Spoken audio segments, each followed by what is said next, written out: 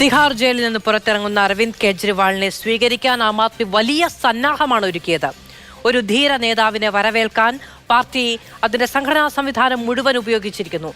ലോക്സഭാ തെരഞ്ഞെടുപ്പ് പടിവാതിക്കൽ നിൽക്കുകയാണ്. ഡൽഹിയിൽ പഞ്ചാബിലൊക്കെ രാഷ്ട്രീയമായി വലിയ ചലനം സൃഷ്ടിക്കാൻ ആം ആദ്മി ഒരുങ്ങുന്നതിന്റെ ലക്ഷണങ്ങൾ തിഹാർ ജയിലിന് മുന്നിലെ സ്വീകരണ വേദിയിൽ നമുക്ക് കാണാം. അരവിന്ദ് കെജ്രിവാളിന്റെ ഓരോ വാക്കുകൾക്കും ഉയരുന്ന ജയ്വിളികളോടെയാണ് അവർ അദ്ദേഹത്തെ സ്വീകരിക്കുകയും ചെയ്തത്. അർജുൻ പീതാംബരൻ ഡൽഹിയിൽ നിന്ന് വിവരങ്ങളുമായി ചേരുകയാണ്. അർജുൻ, വലിയൊരു തിരിച്ചുവരവ് ആം ആദ്മി പ്രതീക്ഷിക്കുന്നുണ്ട്. അതിന്റെ സൂചനകളാണ് ഇപ്പോൾ ഈ സ്വീകരണ ദൃശ്യങ്ങളിൽ നിന്ന് നമുക്ക് കാണാൻ കഴിഞ്ഞത്.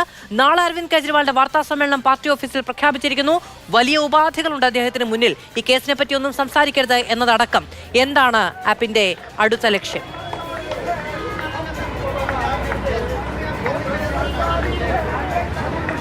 മാധവ്, ഒരു വീരപുരുഷന്, ഒരു ധീര നേതാവിന് എങ്ങനെ സ്വീകരണം നൽകാൻ പറ്റുമോ ആ രീതിയിൽ തന്നെയാണ് ആം ആദ്മി പ്രവർത്തകർ അദ്ദേഹത്തെ ജയിലിന് പുറത്ത് വെച്ച് സ്വീകരിച്ചിരിക്കുന്നത്. അദ്ദേഹത്തിൻ്റെ ആദ്യ വാക്കുകൾ എന്ന് പറയുന്നത് തന്നെ തീർച്ചയായിട്ടും സുപ്രീം കോടതിക്കും പ്രവർത്തകർക്കും അദ്ദേഹം നന്ദി പറയുന്നു. ഒപ്പം തന്നെ സ്വേച്ഛാധിപത്യത്തെ ഈ രാജ്യത്ത് നിന്നും തുടച്ചു നീക്കാൻ വേണ്ടിയുള്ള അദ്ദേഹത്തിൻ്റെ പോരാട്ടം തുടരും. അതിനുവേണ്ടി നിങ്ങൾ ഓരോരുത്തരും എനിക്കൊപ്പം നിൽക്കണം എന്നുള്ള കാര്യം പറയുന്നു. ഒപ്പം നാളെ വാർത്താ സമ്മേളനം വിളിക്കുന്ന കാര്യം ഔദ്യോഗികമായി തന്നെ അറിയിച്ചിരിക്കുന്നു. എന്തായാലും ഈ ഡൽഹിയിലും പഞ്ചാബിലും ഹരിയാനയിലും വലിയ തേരോട്ടമുള്ള ഒരു പാർട്ടിയാണ് ആം ആദ്മി പാർട്ടി. അതുകൊണ്ട് തന്നെ ഇനി അങ്ങോട്ടുള്ള ആം ആദ്മി പാർട്ടിയുടെയും അതുപോലെ ഹരിയാനയിലെ ഇന്ത്യ സഖ്യത്തിൻ്റെയും തിരഞ്ഞെടുപ്പ് പ്രചാരണം ഏത് രീതിയിൽ വേണമെന്നുള്ള കാര്യം ആലോചിക്കാൻ, അല്ലെങ്കിൽ അതിൻ്റെ പ്രഖ്യാപനങ്ങൾ തീരുമാനങ്ങളായിരിക്കും എന്തായാലും നാളത്തെ പത്രസമ്മേളനത്തിൽ നമ്മൾ ഏറ്റവും അധികം ഉറ്റുനോക്കുന്നത്. കാരണം നിലവിലെ പ്രചാരണ തന്ത്രങ്ങളെല്ലാം തന്നെ മാറ്റി എഴുതി ഒരു ഡെവലപ്ഡ് ആയിട്ടുള്ള ഒരു എനർജി ഉള്ള ഒരു പ്രചാരണ രംഗം തന്നെയായിരിക്കും, അല്ലെങ്കിൽ പ്രചാരണ രീതി തന്നെയായിരിക്കും അരവിന്ദ് കെജ്രിവാളിൻ്റെ നേതൃത്വത്തിൽ ഇനി കാണാൻ വേണ്ടി പോകുന്നത്. കാരണം ചരിത്രമെടുത്ത് കഴിഞ്ഞാൽ അദ്ദേഹം നടത്തിയിരിക്കുന്ന ഓരോ സമരങ്ങളും അത്തരത്തിലുള്ളതായിരുന്നു. അതുമായി ബന്ധപ്പെട്ടുള്ള കാര്യങ്ങൾ തന്നെയായിരിക്കും ഇനി നാളെയുള്ള പ്രഖ്യാപനങ്ങളായിട്ട് ഉണ്ടാകാൻ പോകുന്നത്. ഈ കേസുമായി ബന്ധപ്പെട്ടുള്ള പ്രസ്താവന പൊതുയോഗങ്ങളിൽ പാടില്ല എന്നുള്ള കാര്യം മാത്രമാണ് സുപ്രീം കോടതി പറഞ്ഞിരിക്കുന്നത്. നിലവിൽ നമുക്കറിയാം, പ്രചാരണങ്ങളിൽ പങ്കെടുക്കാം, തെരഞ്ഞെടുപ്പിന് നേതൃത്വം നൽകാം എന്ന ഒരു കാര്യം മുന്നോട്ട് വെച്ച് തന്നെയാണ് ഈ ജാമ്യം അനുവദിച്ചിരിക്കുന്നത്. ഡൽഹിയിൽ, പഞ്ചാബിൽ ഒക്കെ, ഗുജറാത്തിലടക്കം മത്സരിക്കുന്നുണ്ട് ആം ആദ്മി പാർട്ടി. വലിയ തോതിൽ രാഷ്ട്രീയമായി കേന്ദ്ര സർക്കാരിനെതിരെ ഒരു രക്തസാക്ഷി പരിവേഷത്തിൽ നിന്നുകൊണ്ട് ആഞ്ഞടിക്കാൻ കഴിയും അരവിന്ദ് കെജ്രിവാളിന്.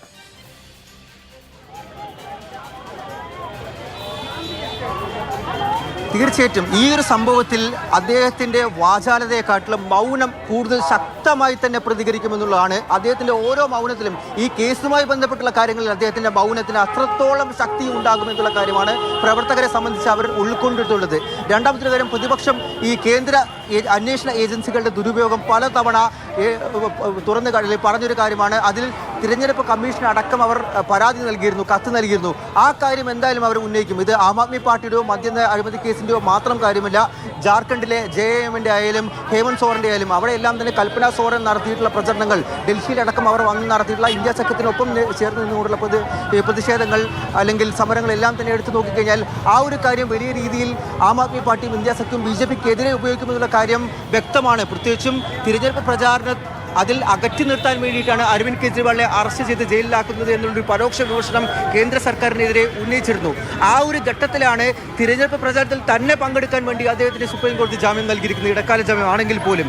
ആ ഒരു കാര്യം തന്നെ ആം ആദ്മി പാർട്ടിയെയും പ്രതിപക്ഷ സഖ്യത്തെയും സംബന്ധിച്ചിടത്തോളം വലിയ ആത്മവിശ്വാസം, വലിയൊരു മേൽക്കൈ പ്രചാരണ രംഗത്തിൽ ഈ ഉത്തരേന്ത്യൻ സംസ്ഥാനങ്ങളിൽ, പ്രത്യേകിച്ചും പഞ്ചാബിലും ഹരിയാനയിലും ഡൽഹിയിൽ നൽകുന്നു. ഒപ്പം തന്നെ ഹരിയാനയിലെ സംസ്ഥാന രാഷ്ട്രീയത്തിലെ സംഭവ വികാസങ്ങൾ, അവിടുത്തെ പ്രശ്നങ്ങൾ, അതെല്ലാം തന്നെ വലിയൊരു മേൽക്കൈ നൽകുന്നത് ഇന്ത്യ സഖ്യത്തിനാണ് എന്നുള്ള കാര്യം തന്നെയാണ്. അതെല്ലാം ഉയർത്തിക്കാട്ടിക്കൊണ്ടുള്ള ഒരു പ്രചാരണ തന്ത്രങ്ങൾ തന്നെയായിരിക്കും അരവിന്ദ് കെജ്രിവാൾ നടത്താൻ പോകുന്നത്.